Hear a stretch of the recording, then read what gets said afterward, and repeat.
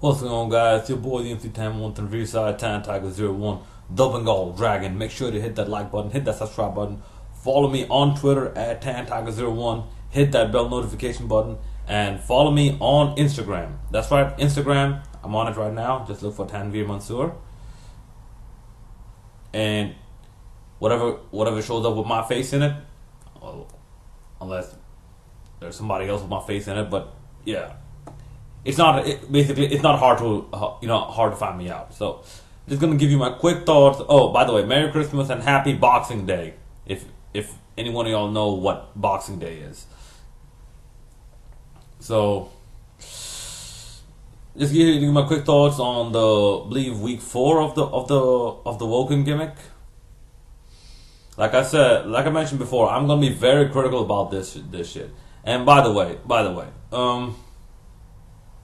the rap stuff, it's gonna be on this channel. It's gonna be on this channel, but mostly behind camera, like mostly off camera stuff, mostly. And from the title, you're gonna know, if it's something to do with my rap, if it's a rap performance I'm delivering or not, But then again, you know what you like.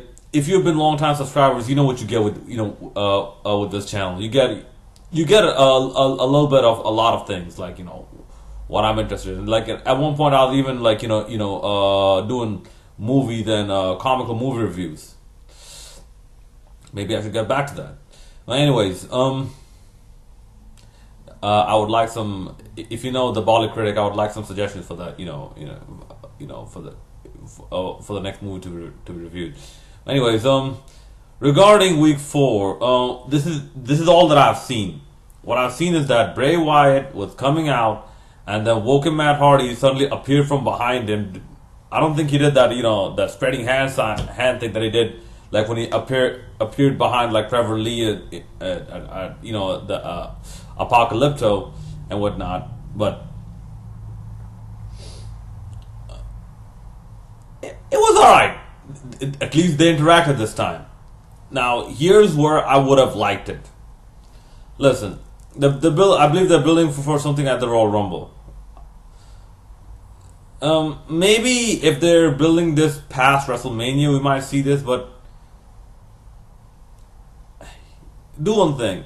Like, they could have done something like this. Let's say Bray Wyatt, he's in his dark closet, cutting his promo. And then, all of a sudden, he gets interrupted by Matt Hardy just appearing out of nowhere and just beating him down, biting him and shit. And then Bray Wyatt comes out into the ring angry, doing his entrance and shit. And once he puts out the lantern, and once the lights go off and they come back, Matt Hardy's back there again, attacking him. Then Bray Wyatt, is called by Charlie Caruso in the back. He just comes out of his locker room, and he says that he has a message for Matt Hardy that he does not fear all these petty games and and whatnot. He has faced more crazier people than him. Then suddenly that locker room door behind him, it opens up and Matt Hardy shows up again and tries to attack him and says something along the lines of his Matt Hardy's magic is greater than any comprehension that he can do anything and what they have. I'm sorry, I was rambling a bit, but they have a lot of potential with this, and I don't see them using it. That's the thing. And listen, this when a lot of people say they're pissed off about this. A lot of people not liking where it's going because the broken gimmick was. Listen, dog. Let's be very honest. The broken gimmick never about the matches, never, barely about the matches. More about the segments, especially if you pertaining it around a feud in the ring. More about the segments than the matches. let's see where the final deletion was a giant segment. Delete or Decay was not a match. It was just a confrontation.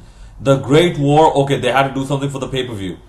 But the segments leading up to it, were actually really good.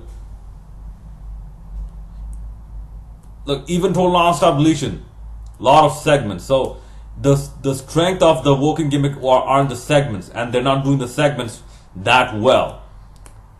They're not doing barely like 25 or 30% as good as TNA. Maybe some people might say even less than that. But just to close out what I thought on week 4, underwhelming. Like even after that, he listen. He took the mic and he just made some noises. He didn't even cut a promo. In TNA he would have cut a promo. In TNA he always cut promos. He never made all these extensive noises for such a long time. He never did that. He did for some time, but not for such a long time without putting any words to it. In TNA he threatened to eat EC3 and eat his cats. Physically eat them. Bite and bite them and digest their flesh. Yeah.